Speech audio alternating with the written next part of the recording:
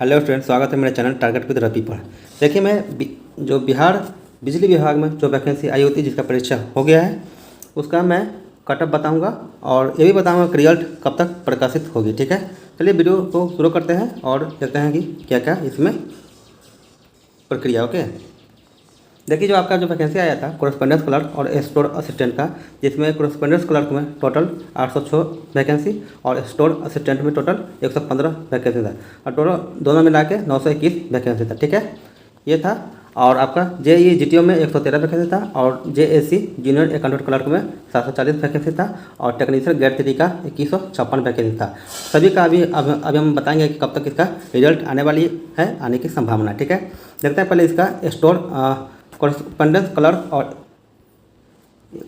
Clerk और store assistant का cut off marks देखते हैं, क्या नॉर्मलाइज कट ऑफ मार्क्स। ठीक है, तो इससे पहले मैं एक वीडियो बनाया हूँ, उसमें मैं कट ऑफ मार्क्स बताया था, फिर मैं आज फिर लेकर आया हूँ कि कितना जाने की संभावना है। ठीक है, चलिए देखते हैं इसका नॉर्मलाइज कट ऑफ मार्क्स। ठीक है, देखिए, इसमें जो आपका ई वर्ड का जाने की संभावना है, मेल का मैं बात करूँ अभी, ई वर्ड का जो 80 से 85 जाने की संभावना है और जो बीसी का है 79 से 81 जाने की संभावना है। EWS का 77 से 80 के बीच में रहेगा और EBC का जो रहेगा, EBC का आपका 74 से लेकर के और 76 के बीच में रहेगा।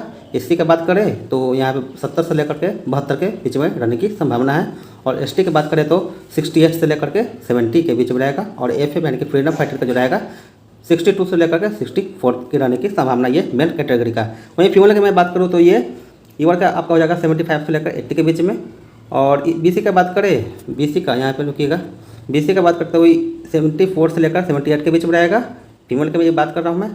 और EWS की बात करूँ 72 से 77 और EBC की मैं बात करूँ तो 70 से लेकर के और 75 के बीच में रहने की संभावना है। SC की बात करूँ तो 66 से लेकर 68 रहने की संभावना है।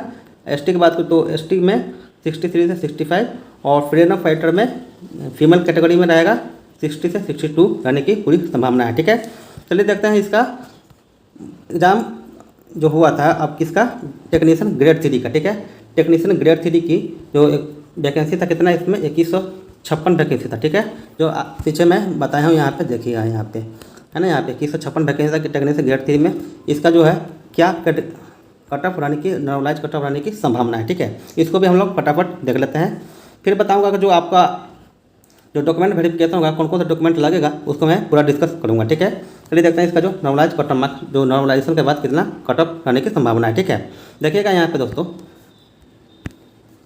इसमें जो ईवर कराने की संभावना है 70 से लेकर 75 के बीच रहने की पूरी संभावना है और BC की बात करें तो 67 से लेकर 70 के बीच में रहेगा। EBC की बात करें तो 65 से लेकर 68 के बीच में रहने की संभावना है।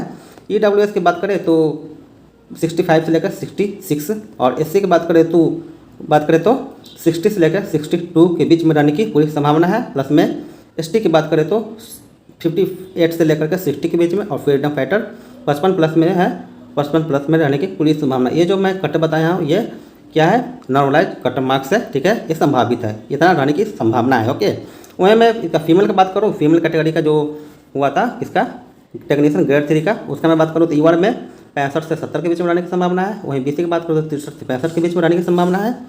प्लस में EBC की बात करूँ तो 60 से लेकर 62 के बीच में। EWS की बात करूँ तो 60 से लेकर के ये दोनों का सेम ही रहने की पूरी संभावना है। और SC की बात करूँ तो 57 से लेकर के 60 के बीच में और ST की बात करूँ तो 55 से लेकर 57 के बीच में और फ्रीडम फाइटर 50 प्लस में है, तो रहने की पूरी संभावना है, यहाँ पे इतना रहेगा। ठीक है, ये मैंने देखा टेक्नीशियन ग्रेड 3 का मैंने कट ऑफ देखा। ठीक है, चलिए देखते हैं कि इसका, देखिए इसका जो है आपका स्टोर असिस्टेंट की, स्टोर असिस्टेंट और जो है ना कोरेस्पोंडेंस क्लर्क का, तो आपका जो रिजल्ट जो है ना ये 15 से 20 सितंबर के बीच में आने की पूरी संभावना है। ठीक है, 15 से 20 सितंबर जो अभी माह चल रहा है सितंबर का।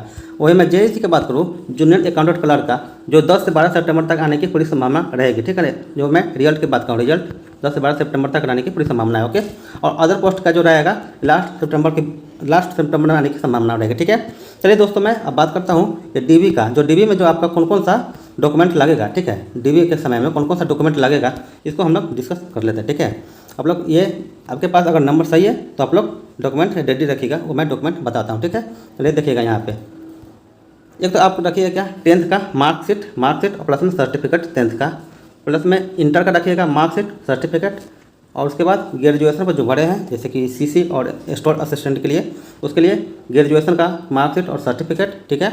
हर कैटेगरी जो भी कैटेगरी का जो भी पद के लिए भरे हैं सभी का इसमें सम्मिलित है, ठीक है ना। तो आप ये ना कहिएगा कि ग्रेजुएशन का टेक्नीशियन कि मैं ग्रेजुएशन क्यों रखूँ। आपको टेक्निकल का जो ITI का डिग्री है उसको आपको रखना है।